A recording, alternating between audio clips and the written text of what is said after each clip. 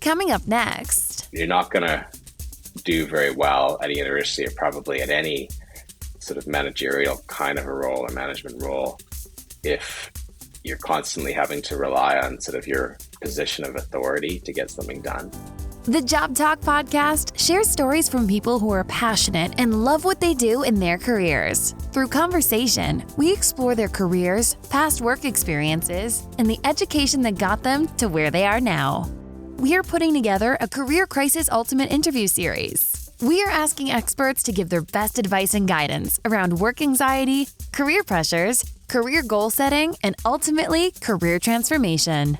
To learn more about this special interview series and get notified when it's available, please visit our webpage at thejobtalk.com/help.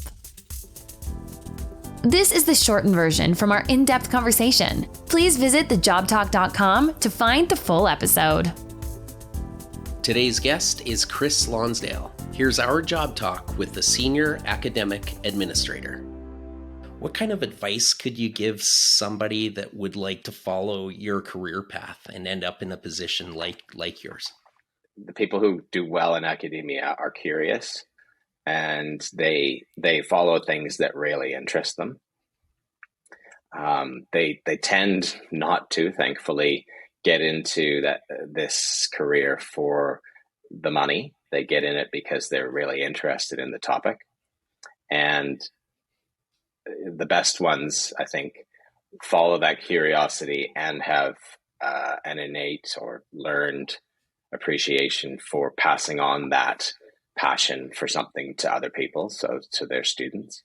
So I think it has to start with that sort of intrinsic interest in something that you think is worth looking at.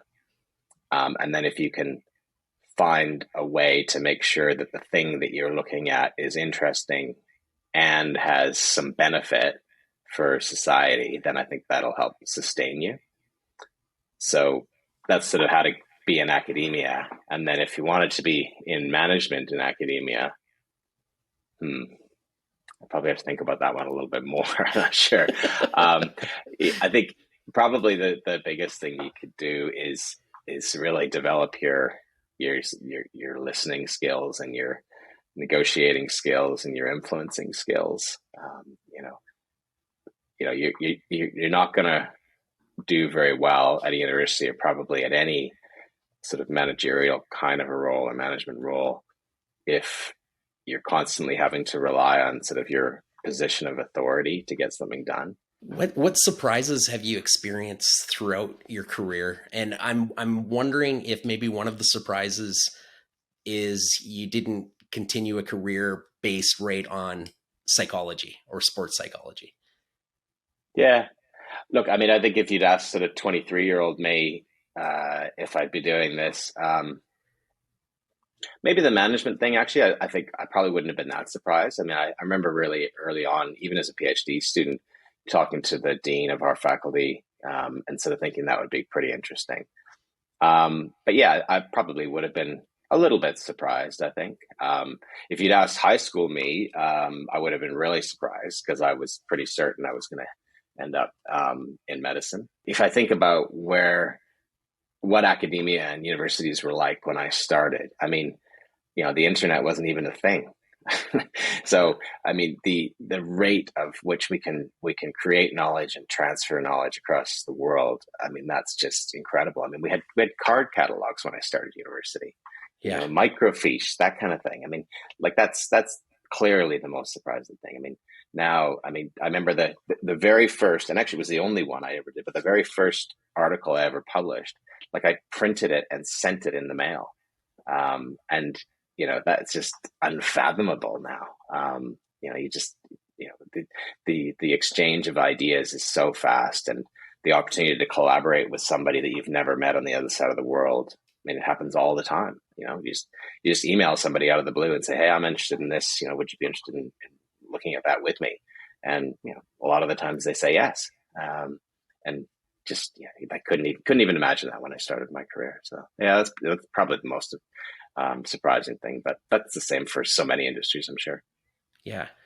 What advice could you give yourself and let's say time travel existed and you're hopping on a plane flying to New Zealand, what do you think you would say to yourself as you started that literal journey? Look, I probably, when I was getting started there, I probably would have tried to reach out to sort of more disciplines across the university earlier. So I probably got a little bit sort of narrow and focused. And that happens a lot with a PhD. You're so focused on one tiny little sliver of the universe that probably you can lose a bit of the context. So, I probably should have been talking more to, people over in public health and education in different parts of the university. And then I did a reasonable job of sort of reaching out to working with elite sporting organizations to while I was doing my PhD. So that was good, but yeah, probably would have diversified a little earlier. Might have set me up for sort of what I was going to do later on, but instead I just kind of did that later on and learned on the hop kind of thing. Thank you for tuning in to the Job Talk podcast. For more information, please visit us at thejobtalk.com. Our podcast music was created by our friend Mike Malone in Edmonton, Alberta, Canada.